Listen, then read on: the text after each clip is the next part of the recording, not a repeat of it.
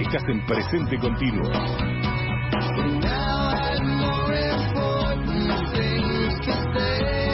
Estás en Radio Brisas. A las 10:42 vamos a recibir a nuestra ecóloga de cabecera que siempre nos ayuda a pensar la agenda de ambiente, que por lo que veo está teniendo una reunión, una conferencia muy importante en Alemania. Le vamos a preguntar de qué se trata. Hola Irene, buen día. ¿Irene? Sí, efectivamente. Ahí estás. Estas últimas 2 semanas, la pasada y esta, se están reuniendo en Bonn los negociadores climáticos y bueno, se están reuniendo acá por primera vez para ver cómo van a resolver el tema de la COP que se va a desarrollar más adelante, en varios meses, en Dubái. Porque lo que pasa es que los gobiernos tienen que acordar finalmente establecer un fondo para pagar los daños causados por los combustibles fósiles, sobre todo a los países más vulnerables, ¿no? Los países insulares y, bueno, los países que no tienen recursos. Irene, ¿qué es la COP? ¿Qué significa? Bueno, la COP es la Conferencia de las Partes de Naciones Unidas, o sea, hay varias COP, ¿no? Esta es la de cambio climático, Bien, que se desarrolla todos los años. Hay otras como la de biodiversidad y la de distintos temas que se desarrollan por cada 2 años o en distintos periodos. Pero esta, por lo urgente del tema, es todos los años, más hacia fin de año. Y esta es la primera vez que se reúnen desde la COP27, que fue muy tensa en Egipto el año pasado, donde ahí acordaron establecer un fondo, digamos, todos los líderes mundiales, para pagar a los países pobres, ¿no? Como yo te decía, por el daño que están causando por el clima extremo. O sea, eso significa los eventos más extremos, como las grandes tormentas o las grandes sequías. La verdad que esto es un paso histórico porque los países ricos asumieron por primera vez la responsabilidad de su contaminación en las emisiones de carbono, ¿no?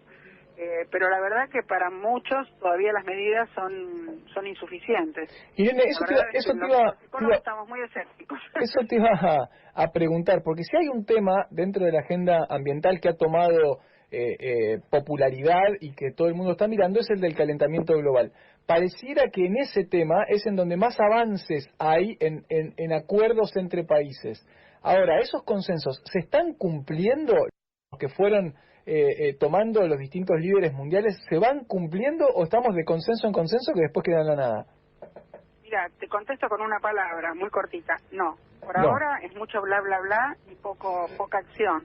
Por eso justamente se están reuniendo ahora, antes de la cumbre de Dubái, para ver si llegan con algo concreto, porque siempre se dice, sí, vamos a hacer, pero los años pasan, la ventana de oportunidad se está cerrando, como dice el panel intergubernamental de expertos de cambio climático de Naciones Unidas, y si bien todavía estamos digamos, al borde de lo que ellos llaman el tipping point, o sea, el punto de no retorno, todavía hay, por supuesto, una posibilidad de mejorar la situación y, o sea, el colapso en algún momento va a llegar. No sé si va a ser en el 2100, en el 2080, en el 2050, pero ellos dan distintos escenarios, este panel, el IPCC, ¿no? Dan distintos escenarios y de acuerdo a las decisiones que los gobiernos tomen, se va a extender o se va a acercar ese colapso.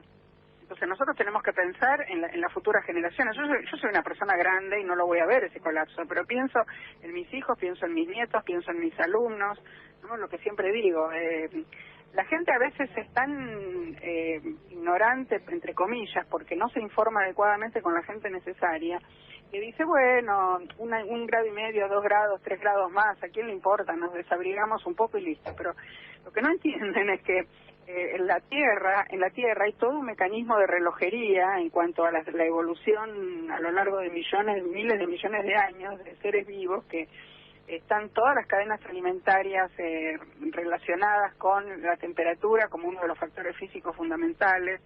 Entonces, además de los eventos extremos que yo te comentaba, cuando empieza a subir la temperatura, se empieza a destartalar todo ese mecanismo de relojería. Es como un efecto dominó, ¿entendés? Viste que hay un dicho que dice, cuando vos aleteás una mariposa en un lado, por ahí el viento llega a otra parte. El efecto mariposa, claro. Palabras más, palabras menos, más o menos dice eso. Bueno, acá, por ejemplo, mira, lo que está ocurriendo en este veranito de San Juan que tuvimos hace 2 semanas, bueno, ahora hace un frío tremendo, pero hace 2 semanas, claro, los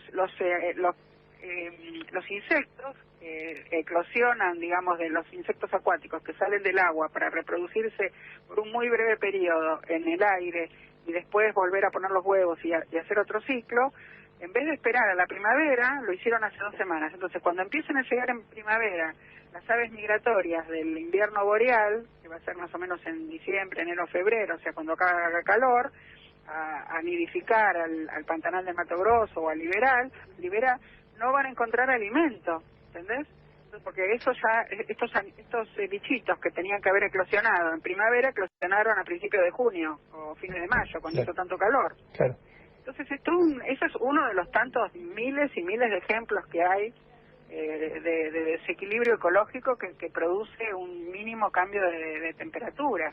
Irene, cuando vos hablas de colapso, que es una palabra que por supuesto asusta... Es horrible, pero es una palabra que va a llegar. Claro, pero te quería preguntar, ¿cómo, hipotéticamente hablando, y por supuesto desde tu conocimiento técnico, cómo empezaría a darse ese colapso? Es decir, ¿estaríamos hablando de algo en simultáneo en todo el planeta? ¿Habría zonas afectadas que nos indicarían que algo grave va a empezar a pasar, entonces tendríamos tiempo de revertirlo? ¿Cómo...? Mira, es por zonas, no todo el planeta es igual. Nosotros dentro de todo en el hemisferio sur tenemos la ventaja que tenemos más agua que tierra, a diferencia del hemisferio norte que tiene más tierra que agua, Claro. Que además es el más poblado y además es el que tiene los peores problemas, viste que tiene los calores más intensos o los fríos más extremos.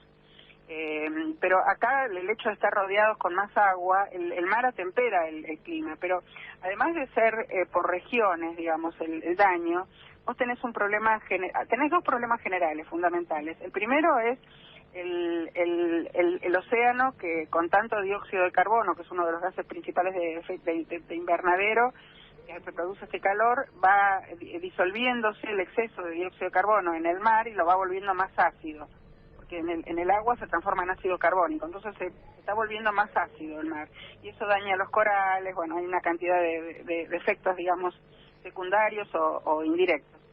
Eso por un lado. Y después el principal problema va a ser la falta de alimentos, porque va a faltar agua.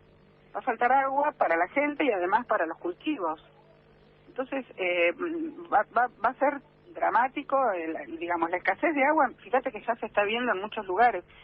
Si no, preguntarle a nuestros hermanos uruguayos, no me voy a ir muy lejos. En Montevideo, por la falta de agua en el río Santa Lucía, que es el que les provee de agua a la gente de Montevideo, están teniendo una escasez y un racionamiento de agua tremendo en este momento. Y están acá cruzando el charco. Irene, ya nos pasó a nosotros en las provincias del litoral también. ¿Qué expectativa tenés sobre esta reunión que se está llevando adelante? Como para que tengamos en cuenta, o aquellos que les interese la sigan en detalle, ¿qué debería surgir ahí como consenso principal de esta reunión que se está llevando adelante? Yo no soy muy optimista, pero estoy viendo día a día. Hay una página que ustedes pueden seguir en español, que es la página es unfcc.int/español, que es el sitio de Naciones Unidas, donde están día a día, digamos, las sesiones, los documentos, el calendario, la participación de la gente, las noticias, no los fact sheets que hacen para los medios de comunicación.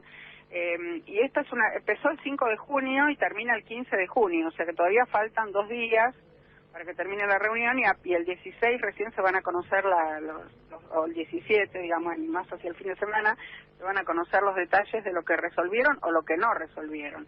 Yo la verdad que hasta ahora, te digo, pasó, imagínate, del 5 de junio a ahora pasó una semana, y no estoy viendo, empezó el Día Mundial del Ambiente, que fue el 5 de junio, el lunes pasado, ¿no? Uh-huh. Y ya hoy, a 8 días, no estoy viendo demasiado, digamos, no estoy conforme como ecóloga con lo que están diciendo, pero bueno, hay que ver. Aparte hay mucha rabia porque, bueno, el presidente de la reunión justamente es una persona que tiene intereses en el petróleo. Entonces es como contradictorio. Claro, es un contrasentido, claro. Estuvo mirando todo el piquete que le hizo la juventud, y el tipo no dijo nada. O sea, se quedó mirando. Yo estuve mirando los videos, ¿viste? Se quedó mirando frente al piquete las cosas que le decían y siguió caminando como si nada, con cara de póker. Quizá todavía, incluso en este tema tan importante, haya mucha hipocresía, ¿no? Es decir, haya intereses dobles que de alguna manera juegan en un sentido. Tenés un conflicto de interés ahí, claro. O sea, hay gente que no quiere dejar de usar el petróleo, y el petróleo después del carbón. Bueno, por suerte nosotros no tenemos carbón mineral en este momento. Bueno, nosotros usamos, lo que pasa es que se utilizan para diferentes cosas, los gases de efecto invernadero, lo que produce gases de efecto invernadero, los combustibles fósiles, porque el petróleo es lo que se utiliza para mover el transporte, básicamente, y el gas es lo que se utiliza para calefaccionar o para cocinar. Entonces, por lo menos estoy hablando de la Argentina, ¿no? Porque si, por ejemplo, tomás, no sé, el Reino Unido, ellos tienen tanto carbón y no quieren dejar de usar el carbón que tienen. Por eso salieron de la Unión Europea. Después del Brexit no tienen que cumplir con las normas de la Unión Europea, entonces siguen usando carbón.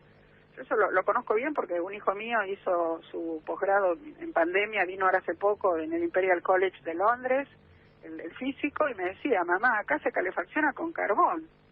Y yo le digo, ¿pero por qué siguen usando carbón? Y porque lo tienen, mamá, lo tienen y lo quieren seguir usando.